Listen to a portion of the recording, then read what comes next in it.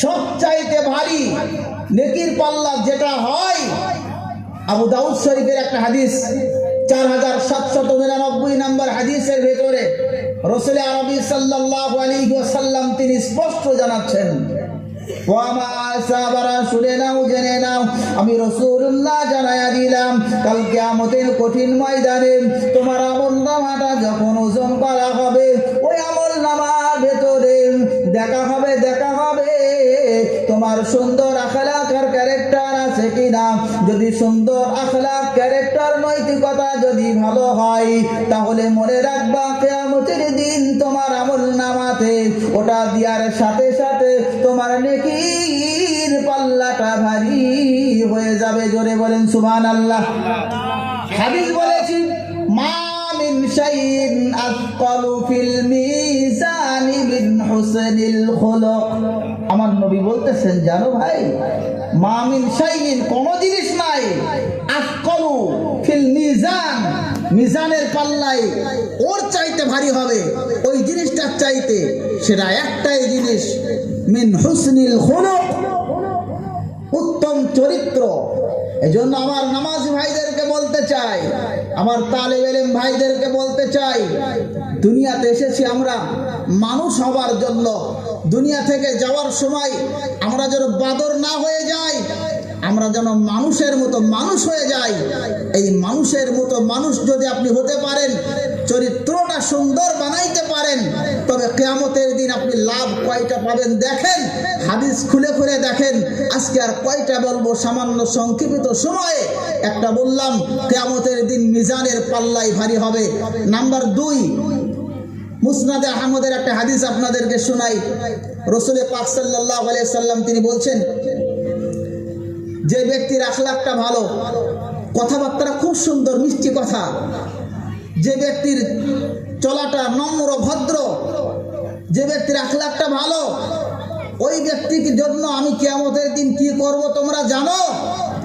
আমার ভাইদেরকে বলতে চাই, যারা আমরা হাদিস পড়ি নাই, যারা আমরা জলসা তেমন শোনার তৌফিক হয় নাই, শুনি অথচ মনে থাকে না, আমি একটা কথা বলবো, এই কথার উপরে আমল যদি করতে পারো, শোনা, কিয়ামতের দিন তুমি জিতে যাবা, কিয়ামতের দিন তুমি লাভবান হয়ে যাবা। তোমার চরিত্রটাকে ভালো করে নাও, কারণ আমার নবী যে বলছেন, আচ্ছা ভাই, আমার আর আপনার জিম্মেদারি, জান্নাতে যাওয়ার জিম্মেদারি যদি আমার নবী স্বয়ং নিজে নিতে পারেন, তাহলে এর চাইতে বড় সৌভাগ্য আর কারোর আছে? কিচ্ছু নাই। আমার রাসূল বলছেন, আমার রাসূল বলেছেন, যার চরিত্রটা ভালো, আমি রাসূলুল্লাহ তার জান্নাতের জিম্মেদার হয়ে গেলাম। জোরে বলুন সুবহানাল্লাহ। আমার রাসূল বলছেন, আনা যাঈমুন বিবাইতিন ফি আ'লাল জান্নাহ লিমান হাসানা খুলুকাহু। মুসনাদে আহমদের হাদিসের বর্ণনা। আমার দয়ার নবী রাসূলুল্লাহ সাল্লাল্লাহু আলাইহি ওয়াসাল্লাম পাক জবানে বলে গেলেন, ও আমার সাহাবারা, শোনো শোনো শোনো, আমি রাসূলুল্লাহ জানায়া দিলাম, আনা যাঈমুন বিবাইতিন ফি আ'লাল জান্নাহ, আমি রাসূলুল্লাহ কিয়ামতের দিন জান্নাতের সব থেকে উঁচু জান্নাত, যে জান্নাতের নাম হলো ফেরদাউস, আর আল ফিরদাউস আলাহা আল জান্নাহ, জান্নাতুল ফিরদাউস হলো সব থেকে উঁচু জান্নাত, সব থেকে দামি জান্নাত। আল্লাহ পাকের নবী জানালেন, আনা যাঈমুন বিবাইতিন ফি আলাল জান্নাহ, আমি ওই ব্যক্তির জন্য জান্নাতের সব থেকে বড় বিল্ডিংটার দায়িত্ব নিয়ে নিলাম। লিমান হাসানা খুলুকাহু, যেই ব্যক্তিটা দুনিয়ার জমিনে তার চরিত্রটা ভালো করে গেল, আখলাক আর ক্যারেক্টারটা ভালো, তার আদর্শটা ভালো। জোরে বলুন সুবহানাল্লাহ। তাহলে বোঝা গেল, নামাজ রোজার সাথে সাথে উত্তম আদর্শ যদি হয়, তাহলে সোনায় সোহাগা হয়ে যাবে। শুধু সোনা দিয়ে যেমন ভাবে কোনো অলংকার তৈরি হয় না, ওর সঙ্গে সোহাগা লাগে, অনুরূপ ভাবে নামাজ রোজার সাথে সাথে আপনার আখলাকটা ভালো লাগবে। আপনার মুখের পাশে দাঁড়ানোর কায়দা নাই, আপনার পাশে যেতে মানুষ ভয় পায়, আপনার ব্যবহার নরম নয়, আপনি জান্নাতে যাবেন না। জান্নাতে যাওয়ার জন্য দ্বিতীয় আরেকটা শর্ত হচ্ছে আপনার ব্যবহার নরম হতে হবে। কঠিন ব্যবহার এটা জান্নাতের যাওয়ার যোগ্য নয়। আল্লাহ রাসূল বলছেন, আলা উখবিরুকুম মান তাহরুমু আলাইহিন নার, আমি কি তোমাদেরকে বলবো না কোন ব্যক্তির জন্য আল্লাহর জাহান্নাম হারাম? সাহাবারা বলছেন, ইয়া রাসূলুল্লাহ আপনি বলেন। তখন আমার নবী বলছেন, শুনে নাও, লিমান হাসানা খুলুকা, যেই ব্যক্তির আখলাকটা ভালো ওই ব্যক্তির জন্য জাহান্নামের আগুন হারাম। জোরে বলা যাবে না সুবহানাল্লাহ?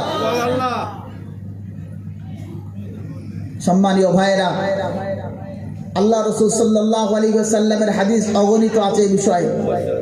তাহলে সুন্দর আখলাক যদি বানতে হয়, এটা কি কাকে ফলো করবেন আপনি? আপনি কাকে ফলো করে চলবেন বলেন? আপনি কাকে ফলো করবেন? আল্লাহর কোরআন বলছে, ও দুনিয়ার মানুষেরা, দুনিয়ার জমিনে যার চরিত্রের সার্টিফিকেট আমি রব নিজে দিয়েছি তার ফলো করতে হবে। জোরে বলুন সুবহানাল্লাহ। আমার আল্লাহ কার সার্টিফিকেট দিলেন? ওয়া ইন্নাকা লাআলা খুলুকিন আযীম।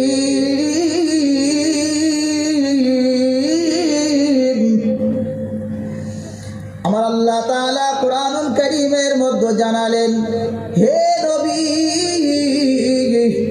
তোমার চরিত্রটা সব থেকে উত্তম আমি আল্লাহ বানায়া দিলাম, আমি তোমার চরিত্রের সার্টিফিকেট দিয়ে দিলাম।